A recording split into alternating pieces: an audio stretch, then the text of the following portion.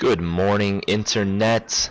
My name is Milk Ducks, and this is what Demolition on Summit looks like for the most part. I really didn't want to post another Demolition game so soon. I do play other game types, but I apparently picked the wrong week to start doing commentary. I had to use some old footage, actually, because we really haven't even played that many games this week. Everyone I know is playing Gears of War. I've never been a big Gears fan, really. I don't know. I guess if I wanted to put 75 rounds into a guy just to have him turn around and one-shot me with a sniper rifle or a shotgun, I'd probably just play Halo.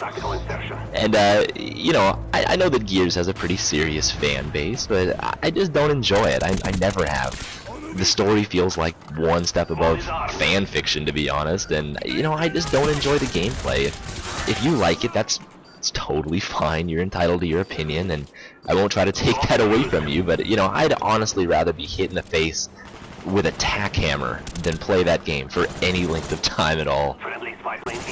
But anyway, this game ends up getting a host disconnect at the beginning of the second round, which is, pretty common, unfortunately. It's something you're going to see a lot in my videos, I think. This is a team game, right? People queue up all the time as lone wolves and don't even bother to hook up their microphones, and when a full team just crushes them like this, I mean, they end up hitting the MLG button, right? The must leave games KD preservation button. And if they were host, then we all end up taking a loss. And yeah, it may not seem like such a big deal. I mean, I think my win-loss is like 10.5. But the reality is that it would be like 90.0 if people didn't constantly cause us to take losses by dashboarding out of games. I really think the developers need to implement a system similar to Halo's. Where if people dashboard out of games, they suffer an experience penalty, or they can't queue up again for a certain amount of time. Something to stop this kind of stuff from happening just constantly. In every other game, it seems like.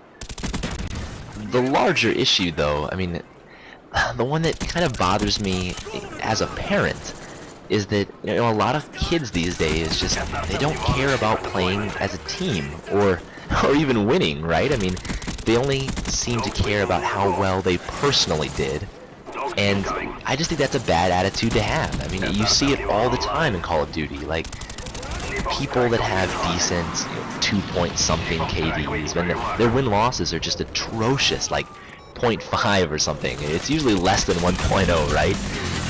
It's because they're dashboarders. Whenever they're up against a challenge, where they have to actually compete against other players, they just leave. They don't care. As long as they had a good KD spread, that's all that matters to them. And again, it's just a bad attitude to have. I don't see why it's so prevalent in video games these days. It's not like you see it in sports, do you? I mean, it's like if you were an amazing basketball player or something, but your team loses every game, like you still lost.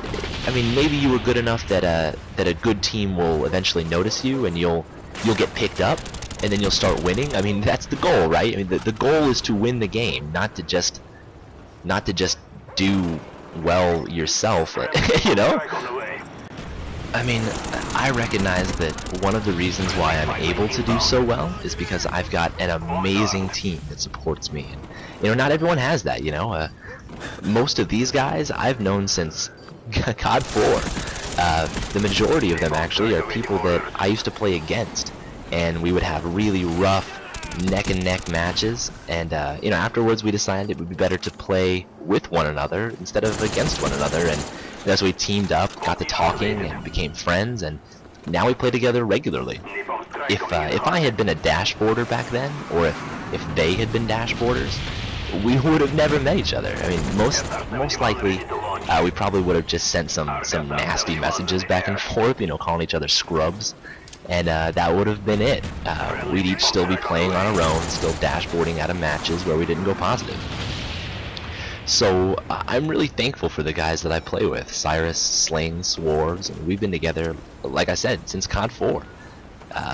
They are some of the best, most talented, most consistently excellent players that I've ever played with. And I mean, I'm not just saying that, right, because we play together. I mean, they're great. we do have a number of additional players that have been with us more recently. And you know, there are guys that don't play with us as often, but they're still great. Dirty, Queen, Recorsis, Fish, those guys are awesome. And again, I'm just really happy that I've got good players like them around me. You know, we learn a lot from one another. And speaking of which, if you take some time to visit my channel, I've got links up to their YouTube channels as well, and I just know that they would be very happy if you dropped by and showed them a little love.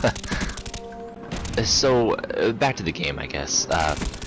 Black Ops has been just a lot of fun for me over the last year. I think it's a great game. Is it totally and irrefutably balanced? No. But I mean, what is?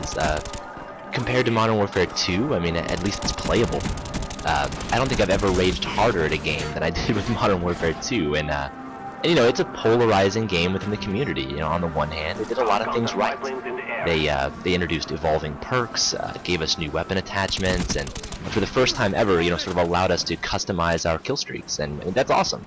But it seems like Infinity Ward took everything in the game just one step too far. Tactical nukes, commando, Mr. Fantastic lunges, portable gun-mounted motion sensors that could somehow tell the difference between an American heartbeat and a Russian heartbeat, and, you know, one-man army danger close noob dukes, which are ultimately what made the game so unmanageable and unplayable, in my opinion.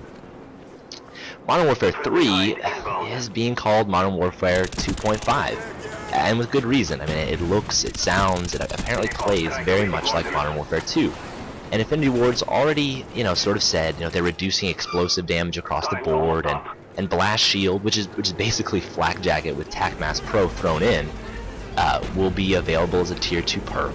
So this time around, I mean, I don't know. I'm cautiously optimistic, but I don't think that tubes are going to be an issue. We'll see how it goes. But yeah, I mean, I am excited about Modern Warfare 3. Treyarch, you know, even though I think the Black Ops is probably the best Call of Duty entry in the series, I mean, they really aren't what I consider to be the most innovative developer.